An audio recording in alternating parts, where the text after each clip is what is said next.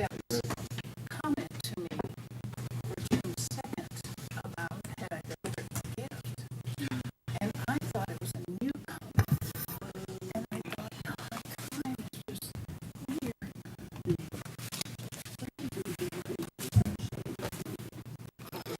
It was the same. I had read it beforehand. So, don't say anything. Don't say anything. Don't do that. Don't do that. Look, don't do that. Look.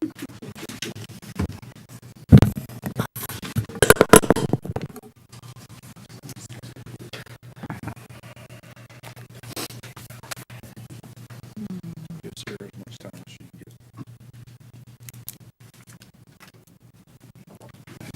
It's not 5 o'clock yet, at least it wasn't last time I checked. Still have a few seconds. Not often. Oh, but not great.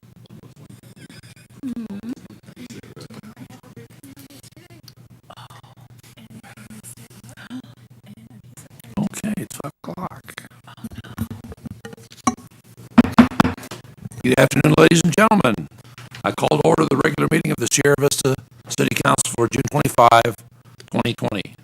Madam Clerk, may we have a roll call, please? Mayor Rick Mueller, Present. Mayor Pro Tem Rachel Gray, Present. Councilmember William Benning, Present. Councilmember Gwen Calhoun, Present. Councilmember Sarah Pacheco, Councilmember Carolyn Humphrey, Present. Councilmember Christine Wolf. Present. Mr. Mayor, you have a quorum. Thank you, Ms. Adams. I'm sure our absent council person will be here shortly, but we're going to go ahead and start. Tonight we start as usual with the invocation and the Pledge of Allegiance. Tonight the invocation will be led by Pastor Greg Rolls of the God is Good Church, and the pledge will be led by Ms. Wolf. Please rise. You bow your hearts with me. Father God, as we come to you in the name of Jesus, we want to thank you, Lord, for your many blessings upon us. We ask you, Lord, to bless our city council members, our mayor, all our team leaders and chiefs. God, continue to give us wisdom and knowledge and insight, Father, to make the wise and right decision, that all we would do would be pleasing in your sight. Lord, we want to thank you for your blessing upon the city of Sierra Vista. Let us be a light that would shine bright. Let us as community and citizens get along well with each other, to show love and kindness and compassion and respect.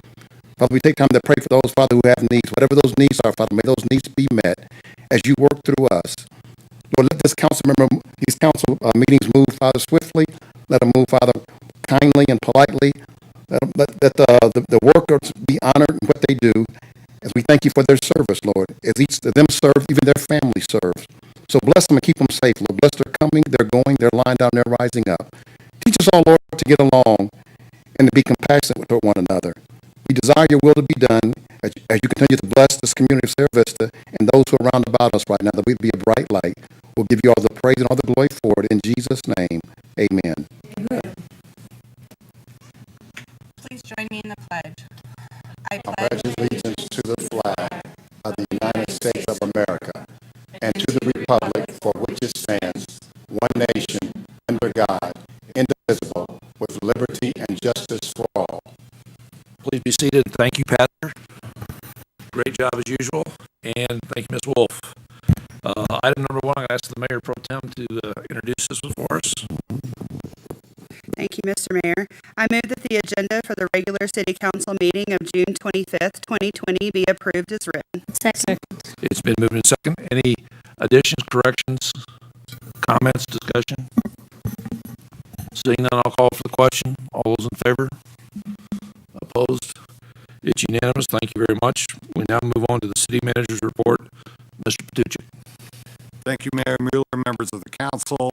A reminder that city offices will be closed in observance of Independence Day on Friday, July 3rd. And of course, the fireworks display is still planned to go on, but of course, the activities in the park have been suspended due to the pandemic.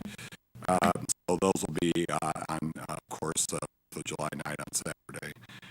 The next city council work session is scheduled for July 7th at 3 p.m. And that will be here in the council chambers. And of course, your next regular meeting is at 9 at 5 p.m. Also here in the council chambers. Just one project tonight, the City Hall North Wing renovation project is underway. That primarily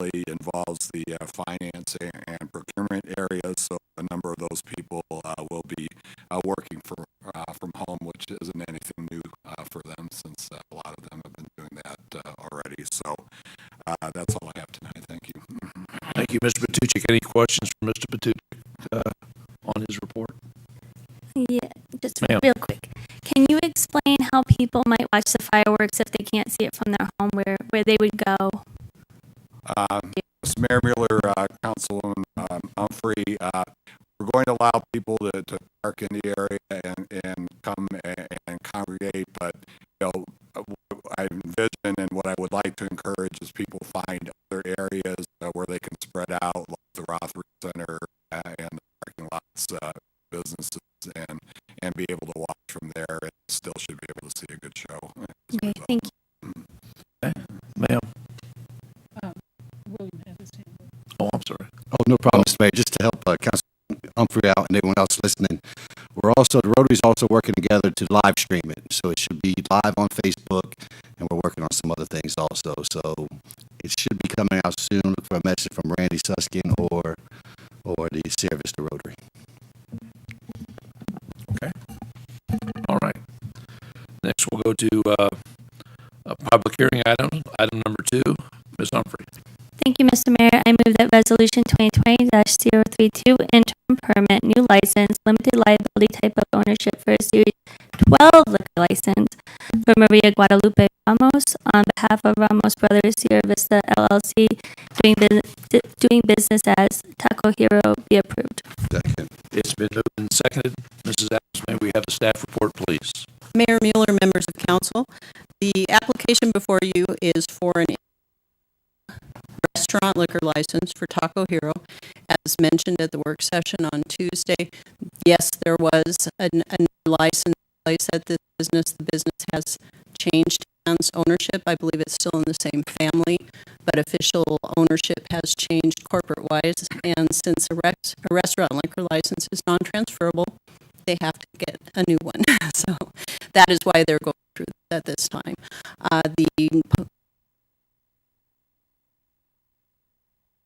The received pro or con. The police department's background check has brought up no issues that would require that council have any problem with moving forward on, and if approved, we return to this final action. Thank you, Ms. Adams. I'll just record that Checo has joined us. Questions or comments on the report? Seeing none, I'll call for all those opposed. It's unanimous. Thank you very much. We now go to under item number 3, Mr. Benning. Thank you, Mr. Mayor. I move that Resolution 2020-033, fiscal year 21, tentative budget be approved. He's been moved and seconded. Mrs. Osborne, may we have the staff report, please?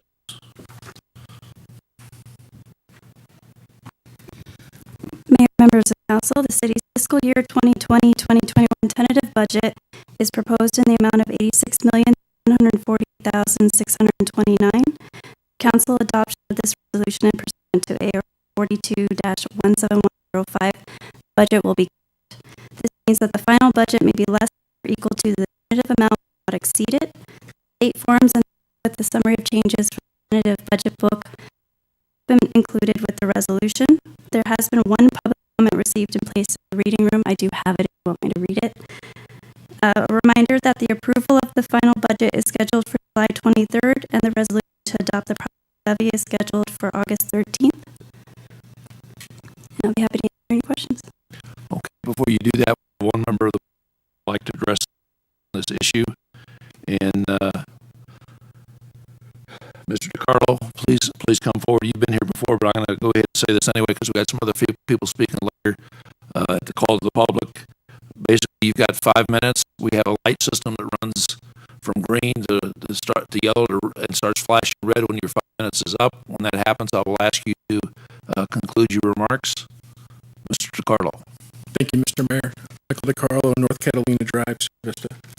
I speak to you tonight only because I listened to the broadcast on YouTube, and through the clicking sounds, I heard the assistant manager say that they could not account for man hours for public service. At that point, we have a government that is unaccountable to the people because you can dilute this in a lot of ways. You can say this is conjecture and numbers. You can say this is inference in literature. Or you can say this is hypothesis in political science. But either way, we're building and we're authorizing a government that cannot account for itself, but yet accounts for every cent spent on a dollar to sustain itself. I believe we have grown a government that is burdensome. We can all agree on that. And we're all doing our best to navigate through here. But if time is money, government's time is everybody's money. It can be said that in the best interest of all, that we best all account for government time. Because if we're accounting for government time, we're accounting for all of our money that we're all associating in. This almost seems like a pre-programmed contribution to a defeat or a conflict that will be sustained in order for a reason for government to exert itself and a reason why it exists. I ask that each of you, before you approve this, just represent, show the taxpayer, okay? All of us deserve an accountable government that is accountable to us. Because when it becomes unaccountable to us, we're not going to be able to stop it. Okay? And a lot of the problems that we're seeing in society right now will be elevated. And it's not just Mr. Mayor, members of council, I appreciate your time. Let's hold government accountable. Man hours are man hours. Time is time. Time is money. It builds us.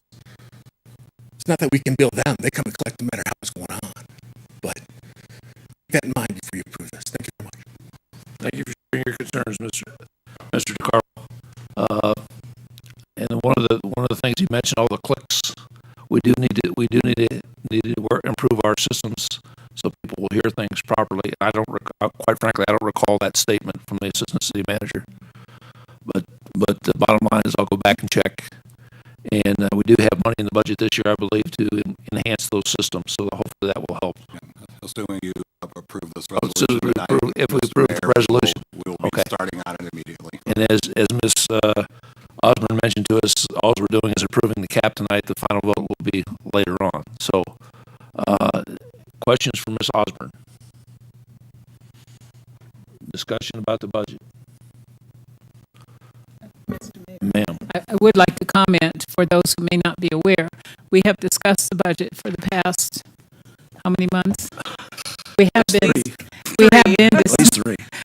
been discussing the budgeting, gone over it in a great deal of detail, and asked many questions of the staff about, and of the city manager and assistant city manager about the ways monies were being proposed to be spent. So we don't go into this blindly, and we, as we vote tonight, that's not just from what we just heard. It's from many months of discussion. So thank you. Okay. Any other comments, discussion? Seeing none, I'll call for the question. All those in favor? All those opposed? It's unanimous. Thank you very much. We now move on to item number 4. Ms. Humphrey. Thank you, Mr. Mayor. I move that the City Council regular meeting minutes of June 11, 2020 be approved as written. Second. It's been moved and seconded. After review, any additions, deletions, corrections, or questions on the minutes for June 11th? Seeing none, I'll call the question. All those in favor? Opposed? It's unanimous. Thank you very much. We'll now move on to item number 5. Mayor Pro Tem Gray. Thank you, Mr. Mayor. I move that Resolution 2020-034, intergovernmental agreement with Cochise County for election supplies and services be approved. Second. It's been moved and seconded. Mrs. Adams, may we have the staff report, please? Mayor Mueller, members of council, The IGA before you tonight is basically a biannual restatement of a long-standing partnership the city has had with Cochise County Elections Division for them to provide us election services, voter registration, all of that kind of thing, which has been very beneficial to the city over the years and very cost-effective to the city over the years as well. In the proposed agreement this year, we will pay the sum of 75 cents per voter, per registered voter in the city of Sierra Vista, which is currently approximately 26,200 voters. So the bill for the county will be just under $20,000 to run our election, which is in November this year. The remaining funds that were noted on your staff memo were put in the budget on the chance that there may be a question which would have required a publicity pamphlet. As you know, the budget starts in February, and you get your crystal ball out and try to figure out what you might have to spend money on. So that was left in the budget in case a question was raised or needed to be placed on the general election ballot. And we also have to do some publications of our call to election as well as our financial statement. So that's where the rest of the money that is noted for the $26,000 figure will go to. During Tuesday's work session, several questions were asked about the vote centers and the equipment and what the county's plans were. At this point in time, they really honestly are working through it just like we are on everything else. They don't know what's going to happen. Fortunately for us, at least for our election, they have the benefit of doing the primary in August, so they are seeing a rise in the request for mail-in ballots, which is a good thing. If people vote them and mail them, that's an important point on that. And that is probably the biggest contingency they have if there is an issue, is trying to get people to do mail-in ballots.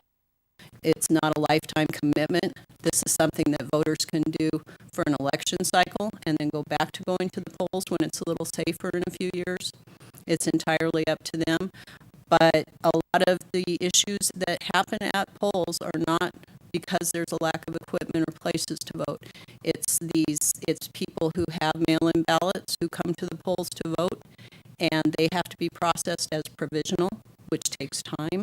It's people who frankly come to the polls and they're not ready to vote, and that takes a lot of time. And so we're looking at education is the biggest contingency on top of mail-in ballots to get this election through, done, and accomplished in a painless as possible manner.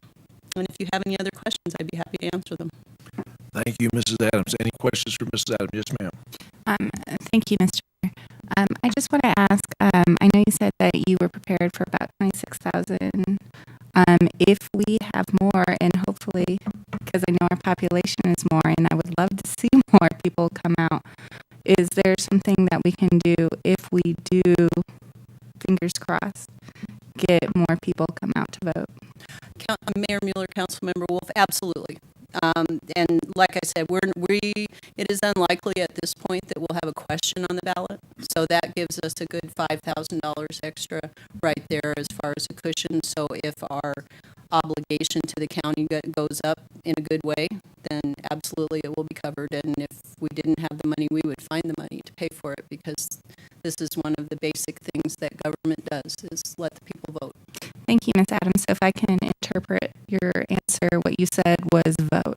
Correct. Thank you. Register to vote. Red vote. Anyway. Okay. Any other questions for Mrs. Adams on this? Question. Yes, ma'am. Just to follow up on discussion at the work session Tuesday, and I thank you for your answer on that. Did they address that?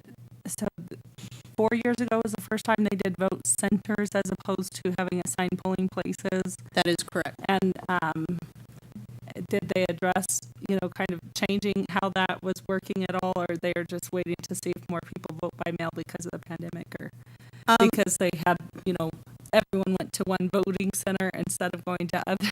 We had some that were, had the wait times and everything. Mayor Mueller, Councilmember Pacheco, absolutely. I mean, the presidential, it was unfortunate that it was a storm that hit on the election in 2016. With the presidential election, no one foresaw that many people coming out to vote, which again, that's a great thing that they did, but they were not prepared for that. And they've had they had the mid-year election cycle, they've had the presidential preference, they've had a little bit more experience under their belt. The poll workers are better educated.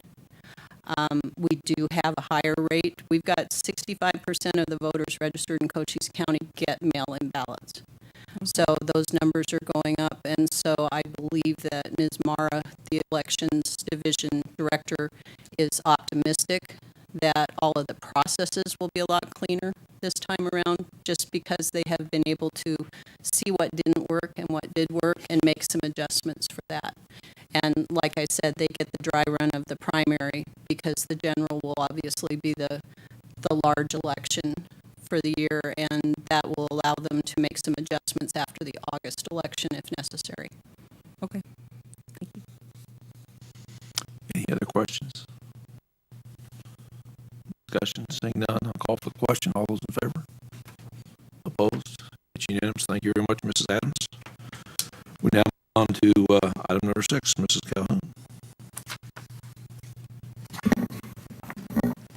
Thank you, Mr. Mayor. I move that Resolution 2020-035, amendment to the City Board and Commission guidelines, be approved. It's been moved and seconded. Mrs. Calhoun, Mrs. Adams. Still here. Mayor Mueller, members of council.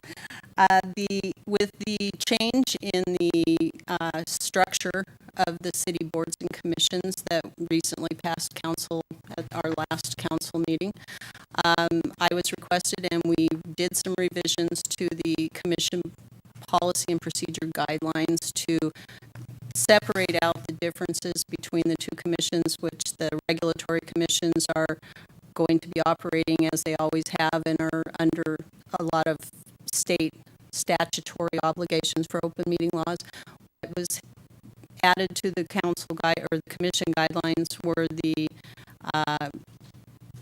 altered regulations that affect the new non-regulatory commissions, and that has been added to the book. After the work session on Tuesday, we also added a final page which breaks down the regulatory and non-regulatory commissions by department assignment, so that that information is also now in the guidelines. Okay, thank you very much. Questions, discussion? Thank you for adding that. You're welcome. Yeah, it was a good idea. Seeing no further questions, I'll call for the question.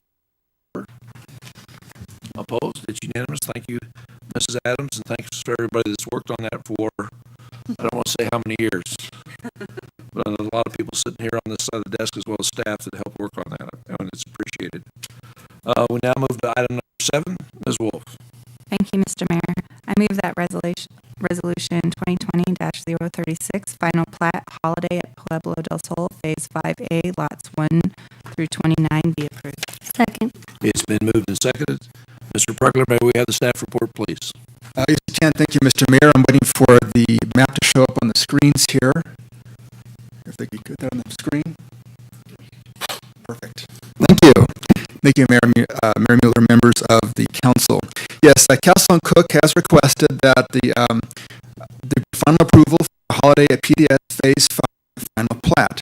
And you can see on the map, on the screen there, it is located just north of Cannon de Flores. Access will be from Resort Drive and Great Basin Lane off to the east. The earlier phases of Holiday are to the east. Again, to the south would be the Cannon de Flores Commercial Center, which has things such as the McDonald's and the diner. And of course, the west would be Highway 92. And we can go to the next screen here. 1 second. It's moving by itself. There we go. Thank you. So the property on the zoning is currently multifamily residence, which does allow for single-family residences. In effect, the developer is proposing to construct single-family detached homes on the property. The lot sizes will be a minimum of 4,500 square feet, although many of the lots are larger than 4,500 square feet. As stated in the motion, there will be a total of 29 lots in this particular phase. of Holiday. All of the roadways will be private and will be maintained by the Homeowners Association. The only public improvements in this particular phase will be the sewer lines. All of the curb gutter sidewalk are all going to be private and maintained by the Homeowners Association.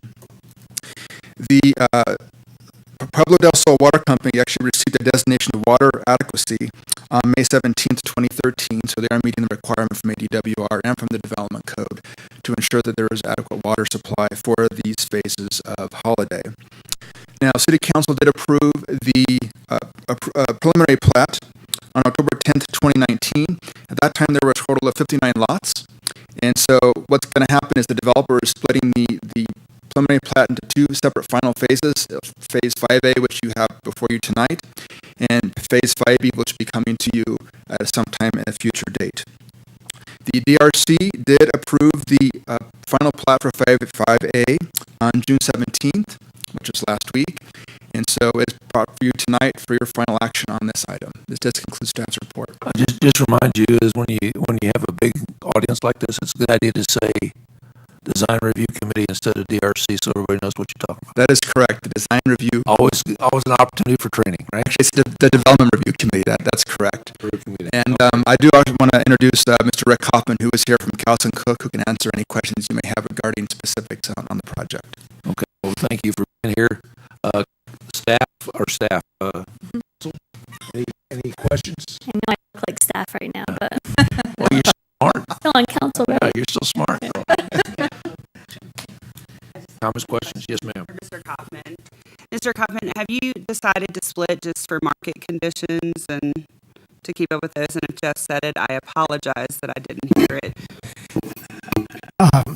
Councilmember Gray, I'm sorry, I did not understand your question. Sure, so you decided to split it into 5A, 5B. Is that just to kind of keep Yes, market? it's just easier to develop a smaller group. We have the final plat. Of course, we know what we're doing overall. There'll be 59 lots, and virtually all of them will exceed the minimum 4,500 square feet. Some of them are quite a bit bigger than that. Because we did have some issues in the earlier phases of the depth of the lots, so we increased them in this phase. And we're excited. I think this is a good product, and we're starting to run out of lots. As all of you probably are aware, the market has improved significantly these days, and these will be more toward the affordable end. We have in our other phases of Holiday, we have some more expensive lots and expensive homes. These will be, although any more affordable is still pretty darn expensive, but this will be toward the more affordable end. And also, Wilcox and Diane Kawada from our office are here. And if you have any really difficult questions, I'll defer to them. So That was as difficult as it got. Okay. Thank you. Thank you, Mr. Kaufman. Any other questions, discussion? Seeing none, yes, ma'am.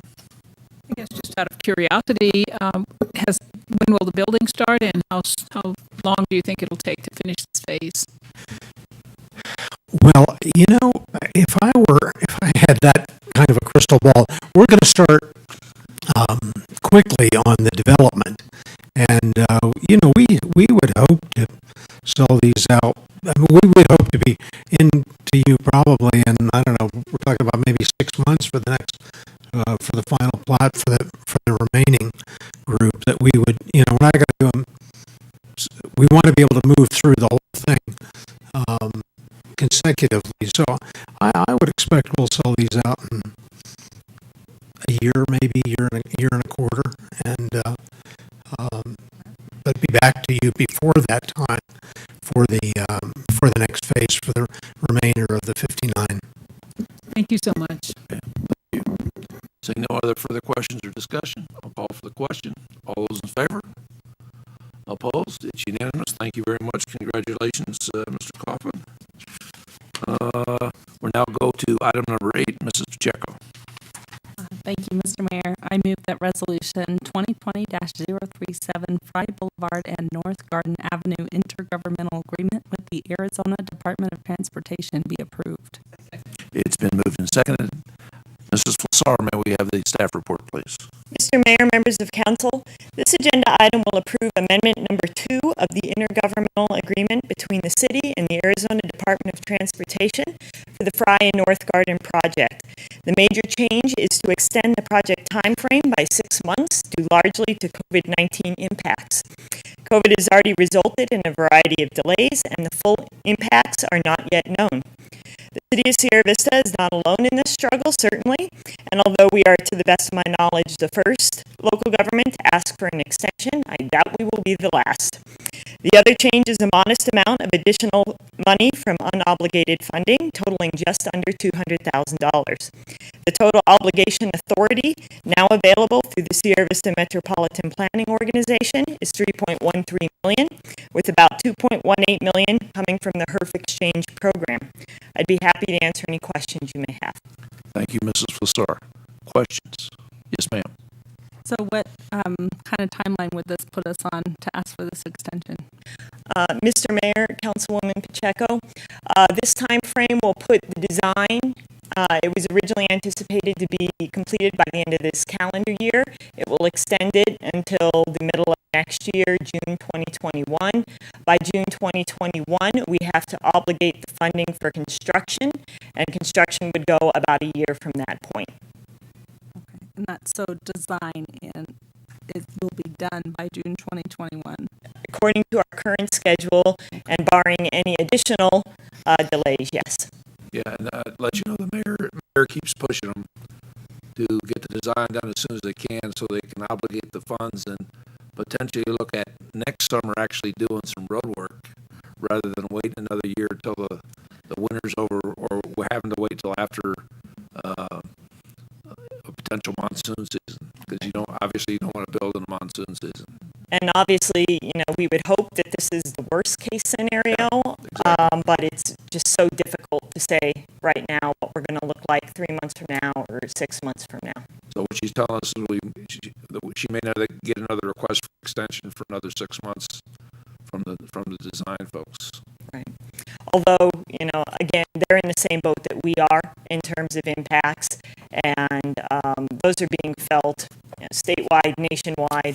So it's difficult for anyone to anticipate. Be certain. Yeah, what additional impacts may come. We can certainly hope there's none. So just follow up on that. If the design is completed hopefully before, but by June 2021. So, I mean, we can't even go out to bid for the construction of it until that time, or what's further beyond that? Mr. Mayor, Councilwoman Pacheco, we can bid the project as soon as the design is complete. So if we can accelerate the time frame, we can certainly send the project out to bid sooner. If you don't have a completed design, you're not going to be able to do a good estimate of the costs, so you can't really do an accurate bid. And obviously, we don't want sloppy bids because that's going to cost override, and we obviously don't want that either. Okay. Any other questions or discussion? Seeing none, I'll call for the question. All those in favor? Opposed? It's unanimous. Thank you very much, Ms. Flassar. We now go on to item number 9. Mrs. Humphrey. Thank you, Mr. Mayor. I move that Resolution 2020-038, amendment to the development agreement with Castle and Cook for the Avenida del Sol Interceptor be approved. It's been moved and seconded. Mr. Felix, please. Mayor, members of council, back in 1999, the city and Castle and Cook worked out a development agreement and annexation agreement for their property in the southern part of town, which includes the Tribute area. One of the items in the development agreement asked the city to construct the interceptor to service that area, and also then could be extended to service the Golden Acres area. The agreement on Castle and Cook's side, so they would pay a prime interest rate on the balance of the loan, and after 20 years, whatever outstanding balance was left, they would pay off. The final payment per the agreement is due July 20th, next month, and the current balance is about $1.6 million. Both the city and Castle and Cook are in negotiations for amending items within this development agreement, and it's it's in the best interest of both the city and Castle and Cook to extend the final payment due date for 6 months until we can work through the negotiations. They include the part of this right is to, for their water right is to be watering the golf course. They've made changes since then, so they do not need as much water in the course. They've made some other changes going on. There's also discussions of the package plant that is required to be built, which may not need to be built now. So all of that needs to be brought forward in the new development agreement that you will see sometime, hopefully between now and the end of December. I'll be happy to answer any questions you may have. Thank you, Mr. Felix. Questions? Yes, ma'am. I'm happy either way. Thanks. If I could ask you to kind of talk a little bit more about why it would be in the city's best interest to extend this, I think it would be really good for people to hear that. Okay, well, there's negotiations in part dealing with water rights, dealing with the package plant, the placement of the package plant, and if we do this, it can help both parties work out a beneficial agreement. We might be able to get some items from Castle and Cook. Castle and Cook can get some items that could save them and the homeowners money based on development costs that they may not have to incur. So it could be a win-win for the city and the community and like housing costs and things like that. Chuck, do you want to specify a little more? Yes, Mr. Mayor, members of the council, there's things within the development agreement at the time that were based on the best practices and, you know, the best things going on in terms of not only development and water conservation, but for the San Pedro River and the Ford as well. One of them, as David alluded to, was the requirement in the agreement to build a package sewage treatment plant on Tribute site, and then take that treated effluent and move it upstream to the golf course. Subsequent to that, Castle and Cook has put in a number of improvements to conserve water in terms of how that's being used on the golf course and lessen that considerably.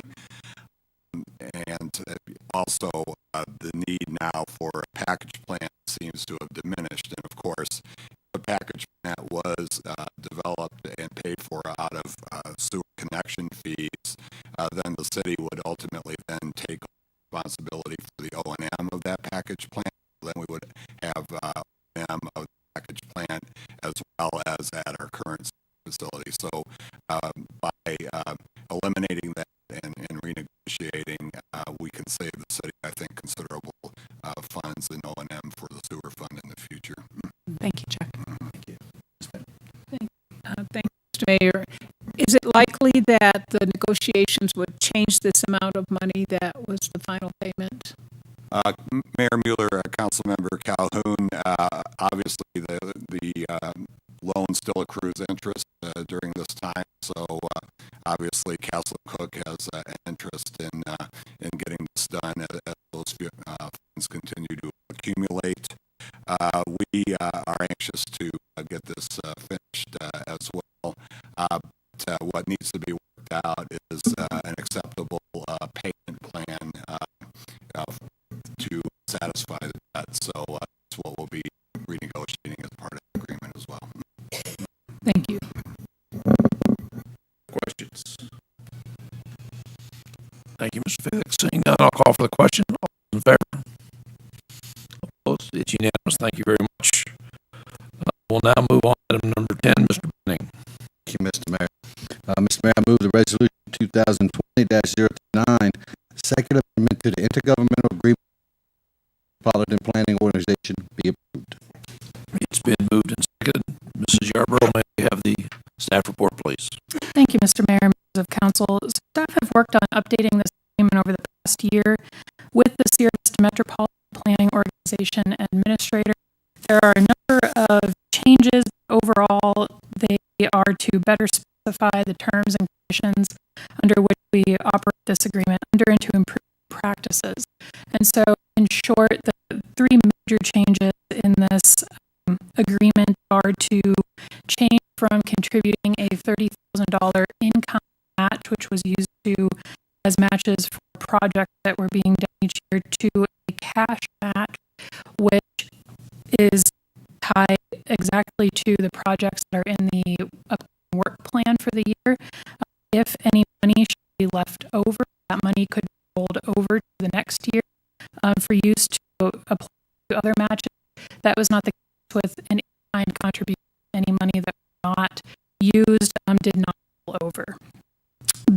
Another change is how the office rental agreement or amount is handled.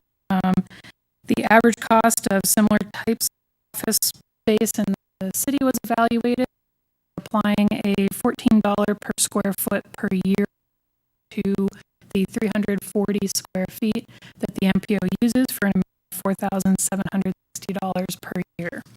The final major change was, instead of a match for administrative site services for Metropolitan Planning Organization, we're proposing a 10% indirect cost de minimis method, which is a federally accepted method for assessing appropriate administrative costs.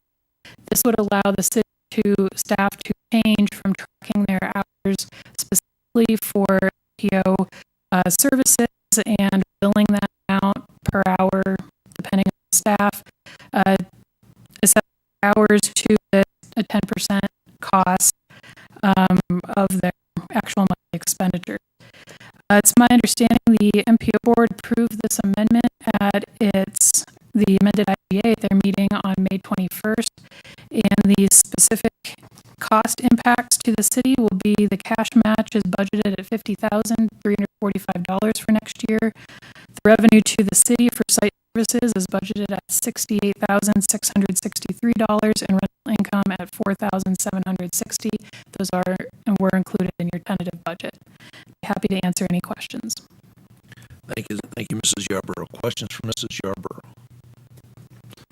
And we went over this in a lot of detail at the work session. So I'll call for the question. All those in favor? Opposed? It's unanimous. Thank you very much. We now go to the call to the public. We have a number of folks that would like to address us tonight.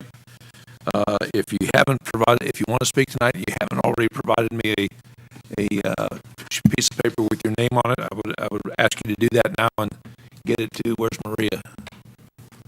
She's standing up by the back door. So tonight we'll start with Miss Donna O'Donnell.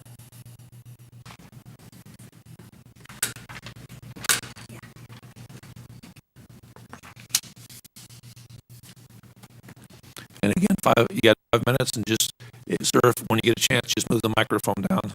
Okay, you got it. There we go.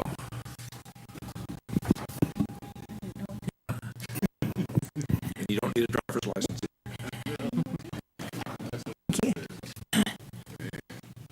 Mayor Mueller, city councilors, first I would like to say that Sierra Vista has the finest local police department that I have ever seen.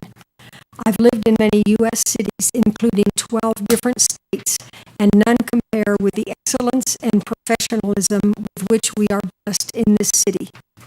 City Councilor Wolf has proposed that chokeholds, knee holds, and firing weapons at moving vehicles in life-threatening situations be removed from Sierra Vista Police Department's authorized uses of force.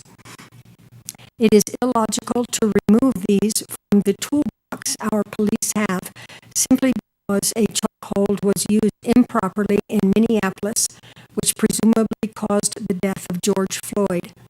The Sierra Vista PD has wise protocols in place to restrict their unwarranted use. And let me say up front that there is no systemic racism in America. The fact that many police chiefs and mayors, as well as myriads of other elected officials, including in Congress, are black belies the claim. Should local police departments be defunded or disbanded? Logic, the rule of law, and we, the decent, law-abiding citizens, say no. However, Antifa and Black Lives Matter are agitating for these in many U.S. cities. They are attacking and seeking to destroy our republic in order to install a communist-style dictatorship in its place. They are using a two-pronged approach to accomplish this. First, their actions worldwide are intertwined with well-known communist parties and organizations such as the Revolutionary Communist Party, the Workers' World Party, the Communist Party USA, By Any Means Necessary, Anti-Racist Action, RefuseFascism.org, Indivisible, Alliance for Global Justice, and the Socialist Workers' Party. All of these have been engaged in violent revolutionary activities, exploiting class, ethnic, and racial distinctions for decades. Second, both organizations are funded by billionaire George Soros through his Open Society Foundations and his Tides Foundation to the tune of well over $133 million that we know of. His Democracy Alliance billionaire pals also contribute millions to the planned mayhem which is destroying the very fabric of our country. One of their purposes is to replace local police with a national or international police force. This has been the goal for over 80 years. If local police disappear, so do our freedoms. One of the hallmarks of all socialist and communist countries is national police, such as existed in the former USSR and Hitler's Germany, and today exists in communist China and Cuba, socialist Venezuela, and other dictatorial states. The people of those countries have no freedoms and they live in fear. Jesse Lee Peterson, a well-known black man who is working to strengthen black families by teaching men the value of fatherhood, has stated, quote, "Black Lives Matter is part of the problem. They are worse than the KKK because they kill the soul of the black community by teaching it to hate. Antifa and Black Lives Matter are incentivized by the devil himself. Let us hope that before these two organizations can illegally block another highway and thus threaten passing cars with guns, burn down another business, or incite the murder of another police officer, the American people will rise up and demand that their elected officials stand by their local police departments to quell crime and protect its victims. It is unconscionable that so many mayors, governors, and other public servants in our land do not support their police, but rather are bowing down, some literally, these miscreants. Please reject any measures to hamstring our police in Sierra Vista, Arizona. Thank you." Thank you, Ms. O'Donnell. Point of order, I believe since I was mentioned specifically, Yes, I get to respond. Yeah, you do. You can certainly respond. So if you'd like to do that now, or you want to do it your comments, it's your choice. I'm actually going to do it now, Mr. Mayor. Thank you. One of the things I want to say is that I was specifically mentioned, and I will say one of the things that makes our police department one of the strongest in the nation is that they are willing to take up these discussions. I have never found Chief Thrasher to be unwilling to speak with me. I have never found him to be unwilling to discuss anything that would make the police department better. And if we're at the point that we are not allowed or are unwilling to speak to our police department about things that are going on across the nation, then I think exactly what you just said would happen. Thank you. Thank you, Ms. Wolf. We have a couple other people who would like to talk with us. Next is Mr. Richard Prue. Sir, again, you have 5 minutes. Well, thank you. And Ms. Wolf, I thank you for your comments. Right on, in that you are correct that you need to work with a police officer. We're all horrified by what happened with George Floyd in Minneapolis.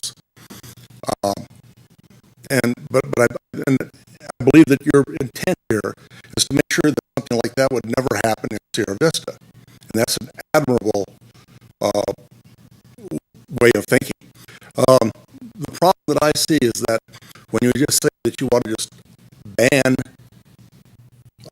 this use of force, in this case, I believe that you said the knee holes, choke holes, shooting at police vehicles, you want to just outright ban those. They are indeed risky procedures, risky things. They're intended for use in extreme situations, extreme measures, extreme situations. By just outright banning them, you're removing the options for the police in such a situation. We've been fortunate that I think it was mentioned that these haven't been had to be used in Sirius in 25 years. Hopefully not for another 25 years.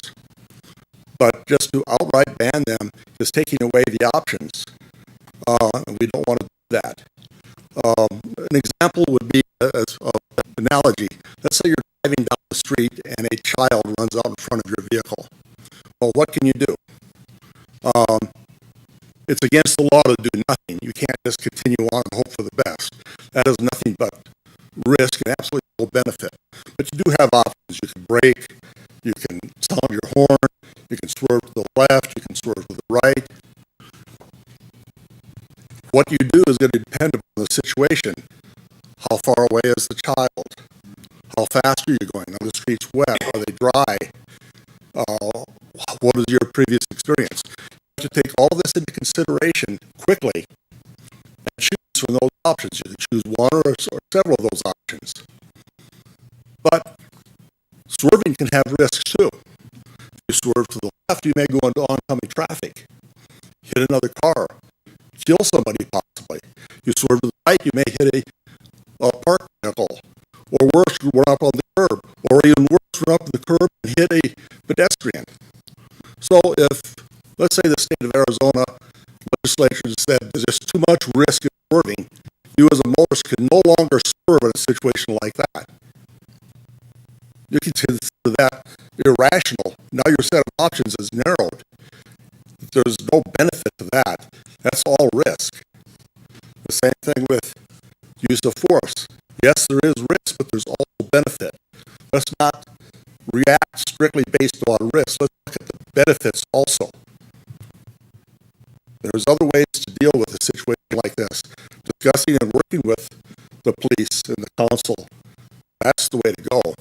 There are other options. There's maybe you need more training, maybe you need better training, maybe you need better recruiting, maybe you need better vetting of recruits or people that are in the department. In the case of Minneapolis, that was an officer, I think his name was Derek Chauvin or something like that. He was short-tempered. He was been described as fearful. He should never have been a police officer. He was poorly vetted. Banning his knee hold was not the issue. Whether he used the knee hold or not, he was the issue, not the procedures. The procedures he used were ill-advised, but he was the issue. So just consider that don't look at just risk only, look at benefit also. I thank you. Thank you, Mr. Peru. Christine? I will hold the rest of my comments. Thank you. We'll now move on to Mr. Tim Savage.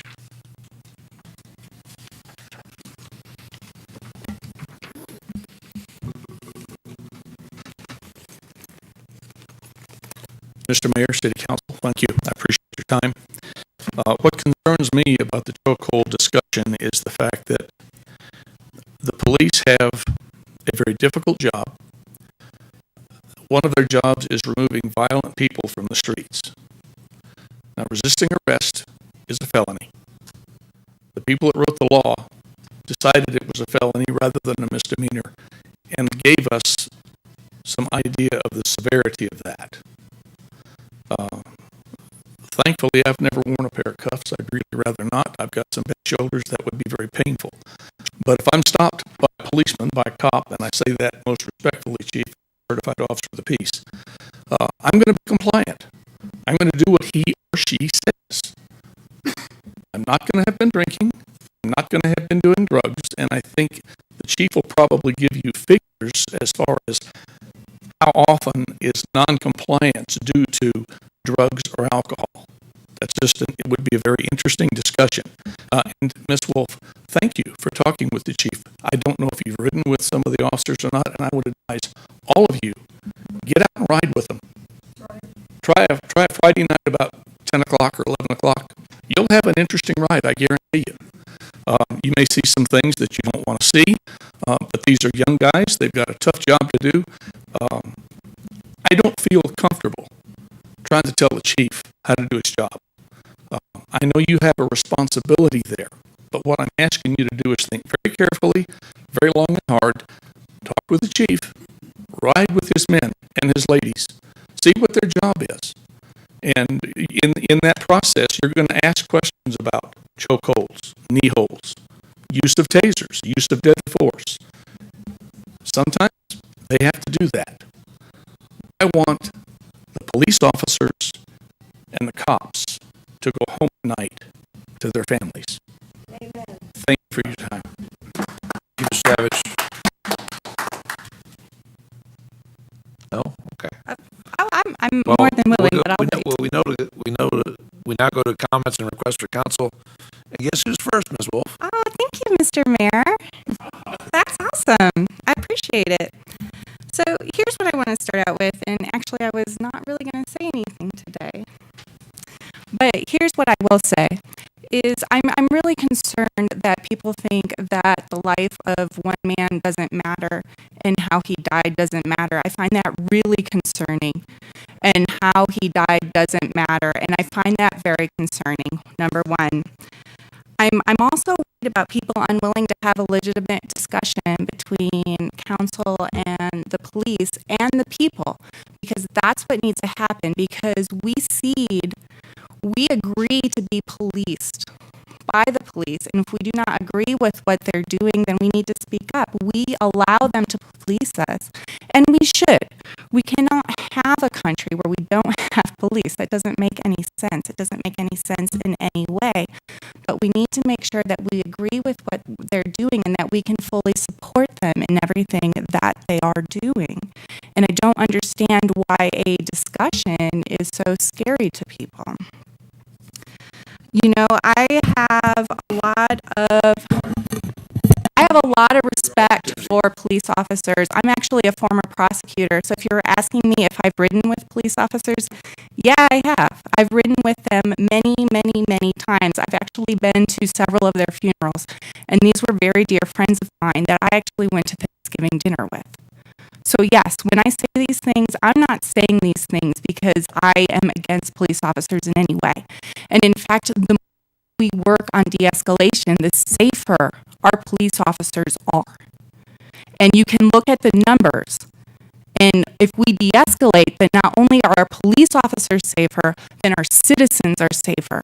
And these are discussions that we have to have. And if we're afraid to have these discussions because we might be offending our police officers, well then, I think that's sort of a problem. Thank you. Thank you, Ms. Wolf. Next, we'll have Mrs. Pacheco. Follow that, huh? Oh my goodness. I just thank everyone for coming and sharing your thoughts. This is part of the process, and it's good to hear from you. It's good for you to come and let us know what you're thinking and how you feel as well. That's a really important part of having a democratic process, and so I'm grateful to you all for coming today. And I'm also grateful that we've had a lot of open discussion with the chief. He's been very open to talk to us, and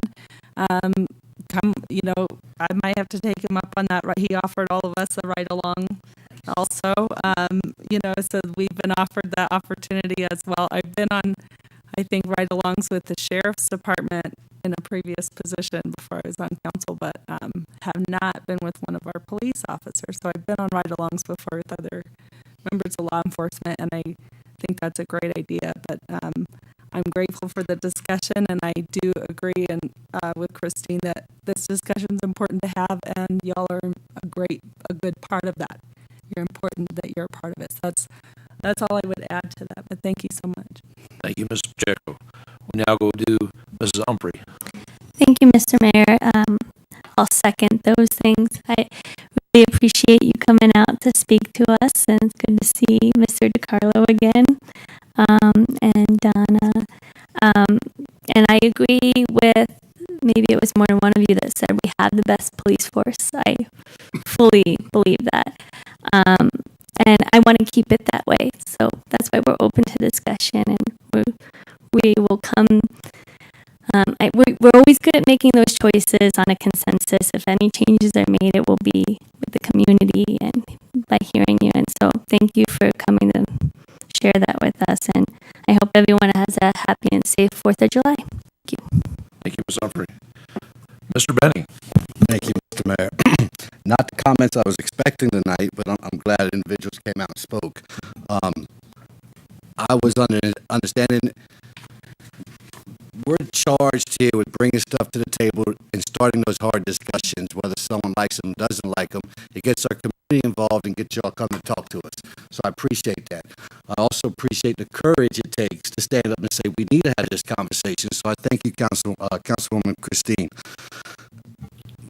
Not even what I was going to talk about, but as I said, we just have to say it. We have to bring discussions to the table. If we don't start talking, I don't care how good our police force is, Chief, you're amazing. I don't care how good our EMTs or fire departments are, Chief, y'all are amazing, or our sheriff's department. If we don't start talking about things, we're going to let them fester, and then something's going to light a match.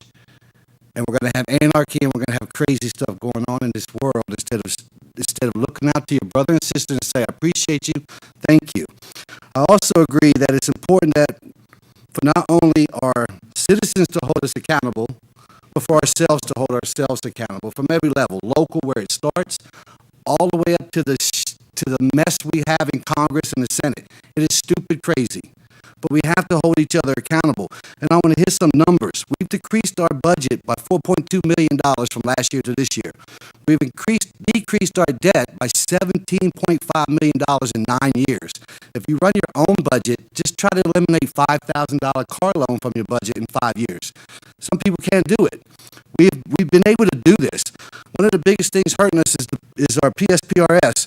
I don't think there's a person up here on this dais that doesn't want to get rid of that, doesn't want to fight that. I've spoken to Gowan, Senator Congressman Gowan, and Gail Griffin said, yeah, I get them about doing exactly that. But that's what it takes. You represented us to talk to these people to get that changed. I hate that number. I don't know if anyone up here is cheering for that number, but we're doing that. We know our budget. We've looked at our budget, like Mr. Mayor and everyone else said, for over 4 or 5 months. There's things in there we have to do. As soon as we eliminate something, we hear about it, or you hear about it, we want that service. It's time we start being individuals and standing up for what we think is right and wrong, instead of thinking the government has to tell me how to live my life. That's not the purpose of government, is to dictate what I do and what I can do, etc. Unless what I do affects somebody else in this room, that's when your government comes in and steps in. If anyone wants to talk to me about this budget, I'll give you the budget book, I'll give you the CAFRA from last year and everything you want to do, and we can sit down and talk about it. If anyone talks about or wants to talk about what our police do and what our police don't, the same. Come to a council meeting. We had so many emails the last 3 days, and I'm on a soapbox, I'm sorry, for things that, one, I didn't have control over, some other people didn't have control over, but no one has come forward in that aspect to talk to us. No one has come forward besides an email. I can write emails and I can sit on Facebook all day long. Come see me. My phone number is published. My email is published. I give you my personal phone number if you want it. Stop hiding behind social media. Let's sit down and have these hard conversations. I don't have nothing further, Mr. Mayor. I'm sorry. Well, I'm glad you can get wound up tonight. We'll next go to Mrs. Calhoun. Thank you, Mr. Mayor. And I also appreciate that we have a room full of folks and people who are expressing their concerns about different issues, particularly the police department. I also agree that we have a very fine police department, but one thing that I think is really, really important for us now, and those of you who have been paying attention realize this is a time of change in America. The way we've always done things is not the way we're going to always do them. There can be change, and it doesn't necessarily mean a bad thing, particularly when citizens and governments work together to make those changes happen. Chief has always been upfront with all of us in explaining what happens with the police department, and has gone on numerous forums in the community to talk about what the police department does. There still can be room for change. And I think Christine said, and others have probably said it too, we have to discuss these things. We have to bring them up. We cannot blindly go with the way things have always been or even the way we want them to be. We have to go with what's best for our community, for the citizens, all of the citizens in our community. And to put the elephant on the table, we're talking about what happens to minority people in our country. Maybe not as much in this community, but we need to ask the questions. We need to know what's going on in our police department and what's going on across the board. And also, talking about soapboxes, don't get on mine because I can do this for an hour. If you guys would just want to sit and have some water, and I'll go on and on. But and then I lose my train of thought when I divert like that. But we need to not just talk about what's going on in the police department. We need to talk about what's going on within ourselves. I need to be able to tell you how I feel, but I won't do it tonight, how I feel about things that happen in our country, and you need to tell me what you think about what goes on. And we need to come together on what we understand about what each of us is dealing with. And for the lady who spoke first, and I apologize I didn't get your name, we're not meeting anywhere at this point. But I think if we find a way to sit together and discuss why we do what we do, why we think what we think and believe and hear each other talk, understand where those things come from, I think we'll have, in the end, and this will take some time, but I think we will have an even better community. So stay tuned for the opportunity to meet with people who may not think exactly the way you do, or even close to how you do, anybody, not just you, ma'am, but be willing to come into the setting and have the conversation, expose what's going on within you, as I will do the same, and many other people in the community will do, so that we can come together in deeper, better understanding of each other. That's enough for now. Okay, thank you, Mrs. Mayor. Kell. Mayor Pro Tem Gray. Thank you, Mr. Mayor. I'm going to go in a little different direction here and come about it as actually from a place of positivity, and just say that I'm very thankful that we have the freedoms in this country. Movement, no matter what the subject, has the right to peacefully protest, just like we saw in Sierra Vista, where I don't think one piece of trash was left behind. I'm thankful for the freedom of Councilmember Wolf that she has to ask for a discussion on a very hard topic. Thank you for that. Regardless of what consensus we come to, we have the freedoms to discuss these things. I'm thankful for the police department, who is a well-trained, diverse, very diverse, actually. I just saw the numbers last week, police department, and has a leader who is willing to talk with us as a body, who is willing to talk with us and sit with us as individuals, and who is willing to let someone like me ride along and ask tons of questions of the officers. And I'm thankful for a mayor and a council who's willing to also have those discussions, and for a staff that's willing to be prepared for us to have those discussions. So, in all of that, I just want to finish with thank you. Okay, thank you, ma'am. I got to ask the fire chief, are you missing the love tonight? Yeah, so we love you. We love the fire service too. Just so you know. No. Well, they always get it anyway. Chief, I'm sorry, I had to let him have something. Had to throw him a bone. Okay. I want to start with a couple of standard things to talk about. One is it's still census time, and although the statistics say we're ahead of where we were last year, it's still not 100%. So if you haven't mailed your census form in or emailed your census data in, please do so, because the clock is ticking. And again, when we talk about budget, a lot of our comes from our federal share of taxes you send to Washington that come back to be used locally. If our numbers are low, somebody else is spending that money. They don't stop collecting it. Somebody else is spending that money. We talked about voting. A critical year every year for voting.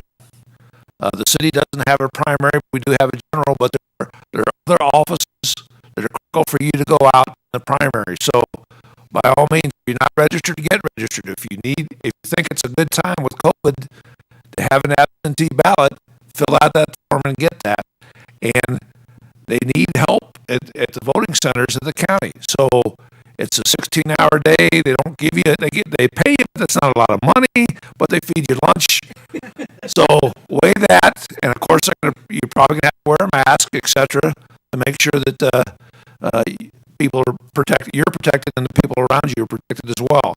But that's the way we're operating with voting, and voting is absolutely one of the critical things. Census and voting are both critical things to be a good citizens in town. 4th of July's coming up. It's different this year, and the Rotary Club, along with the city, has tried to do their best. The key thing is to be safe. We still have restrictions on fireworks within the city, and that's been published already at least once. You'll probably see another PSA coming out. What we don't want to have, as things get drier and hotter, we don't want to have fires. There's already been enough fire going on in the state of Arizona. We don't need that in our neighborhood. And with that, I will see nothing else. Special meeting tomorrow. Yeah, we do have a special meeting tomorrow at 3 o'clock, the council chamber. And that meeting's adjourned.